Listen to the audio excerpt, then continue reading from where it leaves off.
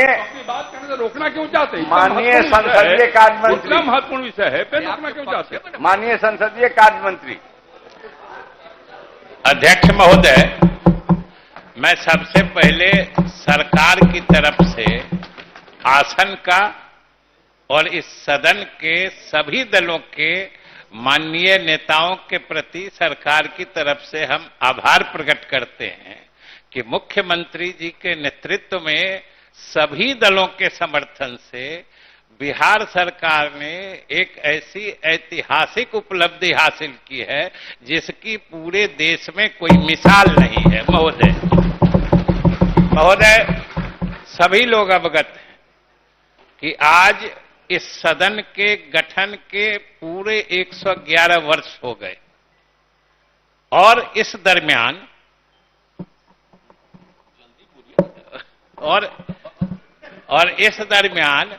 इस सदन ने कई ऐतिहासिक पड़ाव देखे हैं, परंतु आज जिन तथ्यों से या जिस दस्तावेज से यह सदन रूबरू हो रहा है महोदय, कि वह न सिर्फ बिहार के सामाजिक, आर्थिक, प्रशासनिक इतिहास में एक सबसे ऊंचा मील का पत्थर साबित होगा, बल्कि इसकी गूंज आज पूरे देश में सुनाई पड़नी शुरू हो गई है। इसकी गूंज महोदय, बहुत दिनों से हम लोग महसूस कर रहे थे, मुख्यमंत्री जी विशेष तौर से, कि भाई विभिन्न जातियों की सही संख्या, कोई प्रामाणिक संख्या उपलब्ध नहीं थी,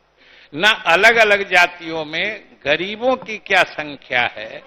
इसके कोई प्रामाणिक आंकड़े नहीं थे। इसलिए इसकी आवश्यकता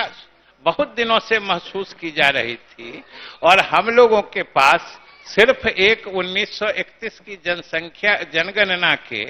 कुछ आंकड़े थे जिसके आधार पर अलग अलग जातियों के लोगों द्वारा जो प्रतिशत दावा किया जा रहा था, अगर उनको जोड़ देते तो एक बड़ी अस्वाभाविक, अविश्वसनीय स्थिति पैदा हो जाती थी। इसलिए सरकार ने यह समझा और मुख्यमंत्री जी के नेतृत्व में सभी दलों के सहयोग से, मैं बार बार कह रहा हूं कि एक ऐसा काम हम लोगों ने किया है महोदय, जो दस्तावेज हमने दिया है, हो सकता है कि ये कितना महत्वपूर्ण है इसका सही आकलन हम लोग आज नहीं कर पा रहे हैं। आने वाले समय में महोदय, जितने सामाजिक आर्थिक संस्थान हैं,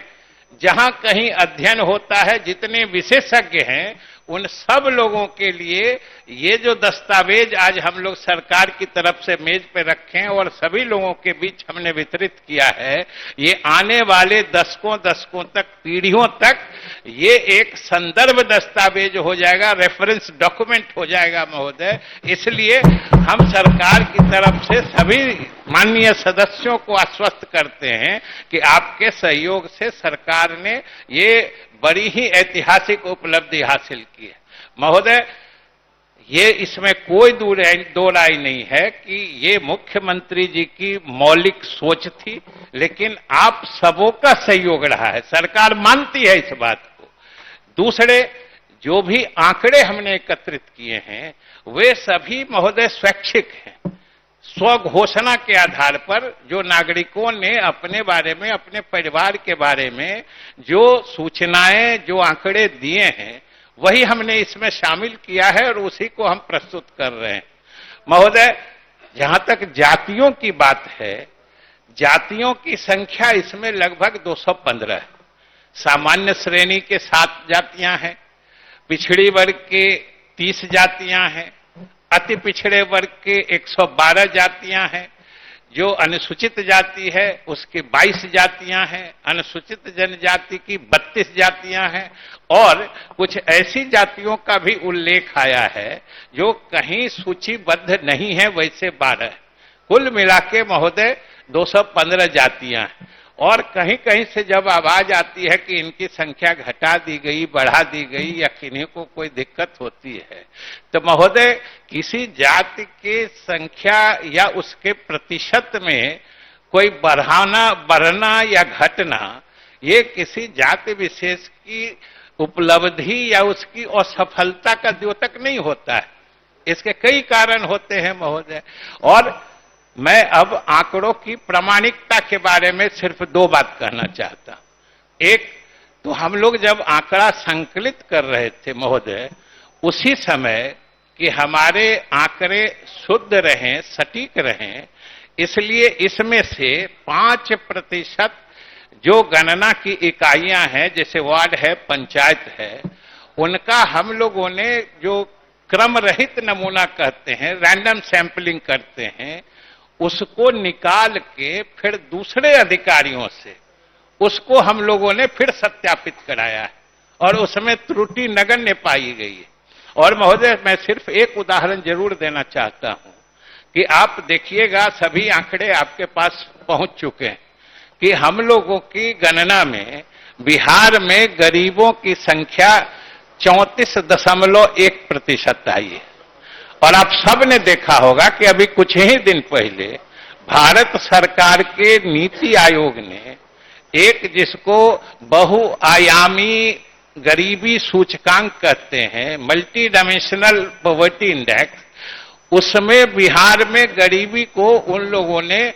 33.78, मतलब वो भी लगभग 33.8 है गरीबों की संख्या, उन्होंने गरीब परिवारों की संख्या निर्धारित की है। और हमने जो अपने स्तर से गरीबों की पहचान की है, उसमें भी वो 34.1 आई है। ये कितना मतलब दोनों सच्चाई के करीब है, ये हम बताना चाहते हैं। जबकि उन्होंने जो वो इंडेक्स बनाया था सूचकांक, वो देश ही भर के अर्थशास्त्रियों और विशेषज्ञों की मदद से नहीं, विश्व भर के अर्थशास्त्रियों की मदद से नीति आयोग ने वो सूचकांक बनाया था और उस पर बिहार में गरीबी 34.1 आई थी। और हम लोगों के जो हमने मांगा है, हमने बताया है प्रतिवेदन में कि जिस परिवार की मासिक आय 6,000 रुपए से भी कम है, उसको हम लोगों ने अपनी गणना में गरीब माना है। और यह स्वाभाविक था, क्योंकि इसी आधार पर आगे की कार्रवाई करनी थी महोदय। और इसी हिसाब से हम आगे बढ़ रहे थे सब लोगों के समर्थन से। और महोदय एक बात और मैं कहना चाहता हूं कि जिस ढंग से इस मामले को न्यायालय में घसीटा गया, 14-15 मुकदमे उच्च न्यायालय में हुए, 5 मुकदमे उच्चतम न्यायालय में हुए, लेकिन हमने कितना सही, आपने भी निर्णय में आप भी शामिल हैं कि ये जो कुछ अति ज्ञानी लोग होते हैं महोदय, बुद्धि विलासी लोग, जिनको जरूरत से ज्यादा बुद्धि रहती है, उनके बुद्धि का बहाव आजकल लोकहित याचिकाओं के माध्यम से होता है। अब वो उसको लिए न्यायालय में पहुंच जाते हैं। तो सिर्फ मैं उच्च न्यायालय के एक ऑर्डर, जो अंतिम आदेश दिया था, हालांकि थोड़े दिन के लिए लोगों ने गुमराह करके स्थगित भी करा दिया, लगभग 100 दिनों से अधिक की देरी हो गई जो हाईकोर्ट ने स्थगित कर दिया। लेकिन अंतिम आदेश में, फाइनल आदेश में जो उच्च न्यायालय ने कहा है, वो जरूर सब लोगों ने देखा होगा और उसको मैं जरूर कहना चाहता हूं कि we find the action of the state to be perfectly valid, initiated with due competence, क्योंकि कुछ लोग कहते थे राज्य सरकार को अधिकार नहीं है, with legitimate aim of providing development with justice, जो मुख्यमंत्री का सिद्धांत है, न्याय के साथ विकास, as proclaimed in the address to both houses and actual survey to have neither exercise nor contemplated any coercion to divulge the details and having passed the test of proportionality। मतलब किसी को ये नहीं किया गया है, बाध्य नहीं किया गया है, और सरकार ने बिल्कुल सही किया है। thus not having violated the rights of privacy, निजता के अधिकार के हनन की भी बात हो रही थी, not violating the rights of privacy of individuals, especially since it is in furtherance of a compelling बिल्कुल। और ये तस्वीर सीधे हम अपने दर्शकों को दिखा रहे हैं विधानसभा के अंदर, जिस तरीके से वित्त मंत्री और जानकारी भी देते हुए और ये बताते हुए कि देखिए जो प्रामाणिकता पर सवाल उठाए जा रहे हैं वो प्रामाणिकता का आधार उन्होंने बता दिया कि केंद्र की तरफ से जो नीति आयोग है उसके जो आंकड़े थे वो गरीबों को लेकर के 34 कुछ बताया गया, तकरीबन 8% के आसपास। और हमने जो बिहार का देखा आय की बात की गई, विभाग की 6,000 उन्होंने रखा है, यानी कि मासिक आय जिसकी भी बिहार में 6,000 से कम है उन्हें वो गरीब मानते हैं और इसी के आधार पर इन आंकड़ों को पेश और ज्ञान रंजन जी हमारे साथ इस वक्त जुड़े हुए हैं, साथ ही साथ मनीष जी हमारे साथ जुड़े हुए हैं और सारिका हमारे साथ जुड़ गई हैं आरजेटी से। आप सभी का बहुत बहुत स्वागत है। और चूंकि लगातार जब हम चर्चा कर रहे हैं, इन आंकड़ों की बात कर रहे हैं, तो अब आंकड़ों को लेकर हम बात इस दिशा में बढ़ाएं, इस दिशा में सोचें कि क्या अब आंकड़ों से आगे किया जाएगा। आंकड़े तो आ गए, सारिका आपसे मैं जानना चाहूंगी, अब आंकड़े सामने हैं, अब इन आंकड़ों के बाद बदलेगा क्या, सुधरेगा क्या? पहले भी हमने कहा था कि बिहार जो है वो पिछड़ा राज्य है और लगातार हम केंद्र सरकार से ये मांग कर रहे थे कि बिहार राज्य को विशेष राज्य का दर्जा मिलना चाहिए। अभी हमारे आपने देखा सदन में इस बात को भी रखा गया कि किस तरीके से जब नीति आयोग की रिपोर्ट पेश की गई थी बिहार के संदर्भ में, तो बताया गया था कि बिहार में गरीबी और पिछड़े, चाहे अनुसूचित जाति, जनजाति या अन्य जो भी है, ऑल ओवर बिहार की बात परिप्रेक्ष्य में उन्होंने कहा था कि बिहार में स्थिति क्या है। तो मुझे लगता है ये आज जो है जाति आधारित गणना के साथ ही साथ शैक्षणिक और जिस तरीके से आज लोगों की क्या आय है, लोगों की क्या एजुकेशनल क्वालिफिकेशन है, ये तमाम चीजों का आज आंकड़ा सरकार के सामने है। तो निश्चित रूप से आने वाले समय में जब सरकार जो है कल्याणकारी योजनाएं बनाएगी तो इन चीजों को ध्यान में रखेगी। अभी मैं बताना चाहूंगी, सामान्य वर्ग में जो आंकड़े पेश किए गए हैं, मुझे लगता है कि अभी तो ये चूंकि काफी विस्तृत में पढ़ना होगा, अभी कुछ ही घंटों में ये बोलना मुझे लगता है कि संभव नहीं होगा, लेकिन जो मोटे मतलब जो इन शॉर्ट जो चीजें हमने शॉर्टलिस्ट की हैं इस जाति आधारित और शैक्षणिक और आर्थिक आधार पे जो गणना हुई है उन तमाम चीजों की, तो मोटा मोटी तौर पे अभी हम इस बात को बोलने में है इस पे कि वाकई में बिहार जो 34% आज बताई जा रही है, बिहार जो है पिछड़ा राज्य जिस तरीके से बताया जा रहा है, निश्चित रूप से केंद्र सरकार को सोचना चाहिए कि बिहार राज्य को विशेष राज्य का दर्जा देना चाहिए। मैं बताना चाहूंगी कि देखिए, अनुसूचित जाति, अनुसूचित जनजाति, अत्यंत पिछड़ा वर्ग और पिछड़ा वर्ग सामान्य वर्ग, इन तमाम लोगों की जो जानकारी दी गई है, जिसमें कि जिन लोगों की 6,000 आय बताई गई है उनको गरीबी की इस श्रेणी में रखा गया है, गरीब वर्ग की श्रेणी में रखा गया है। और इसमें साफ साफ जो डेटा जो कलेक्ट हुए इसमें दिखाया गया है कि अनुसूचित जाति में लगभग 42% लोग जो है वो गरीब हैं और वही अनुसूचित जनजाति में भी 42% लोग हैं वो गरीब हैं। वहीं अत्यंत पिछड़ा वर्ग के जो लोग हैं वो 33.58% लोग जो है वो गरीब हैं और पिछड़ा वर्ग है 33.16% और सामान्य वर्ग जो है वो 25.09% जो है वो लोग गरीब हैं। और अगर मैं ऑल ओवर बात करूं तो जो इन आंकड़ों के आधार पे तो लगभग जहां 25% सामान्य वर्ग के गरीब हैं, वहीं 75% जो है अति पिछड़ा अनुसूचित जाति और जनजाति के लोग हैं। मतलब मुझे लगता है कि आजादी के इतने वर्षों के बाद भी बहुत अधिक जो कहते हैं बदलाव नहीं हो पाए हैं इन बिल्कुल, यही तो दुर्भाग्य है, यही तो दुर्भाग्य है सारिका। सवाल इसीलिए कि ये दुर्भाग्य है, चाहे सरकारें किसी की भी रही हो, कभी भी सत्ता में जो भी आसीन रहा हो, लेकिन बिहार की तस्वीर नहीं बदली। शैक्षणिक स्तर, आर्थिक स्तर और कई ऐसे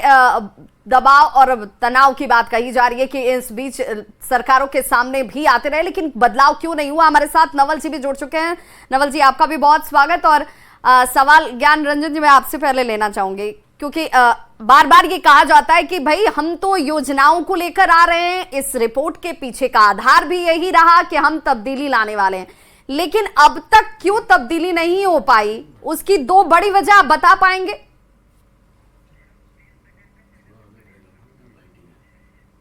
को आपके चैनल के माध्यम से पूरे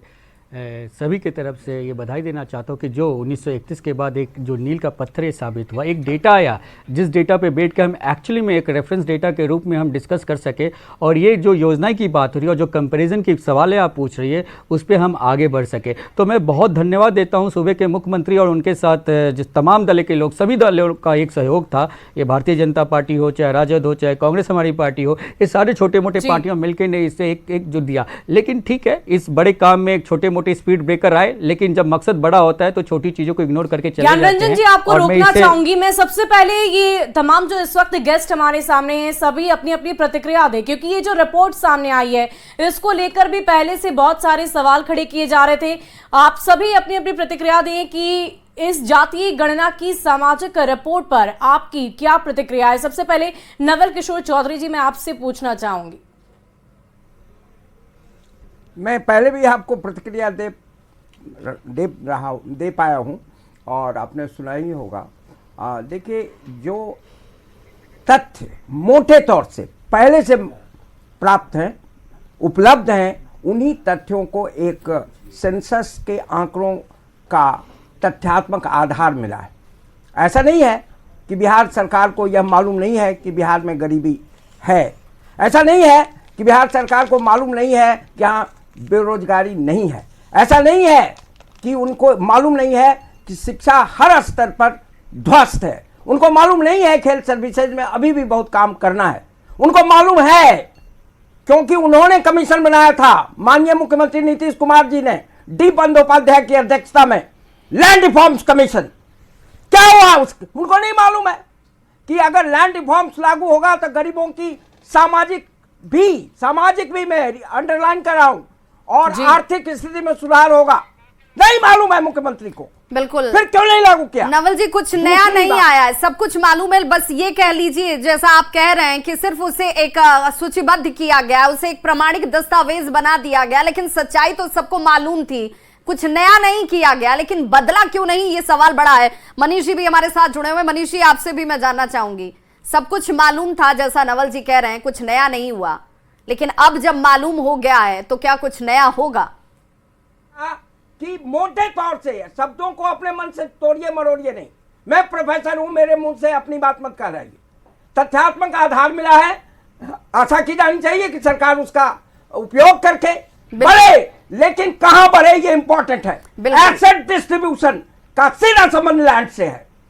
इनकम डिस्ट्रीब्यूशन का सीधा संबंध स्कूल और कॉलेज एजुकेशन और स्किल फॉर्मेशन से है। मालूम नहीं है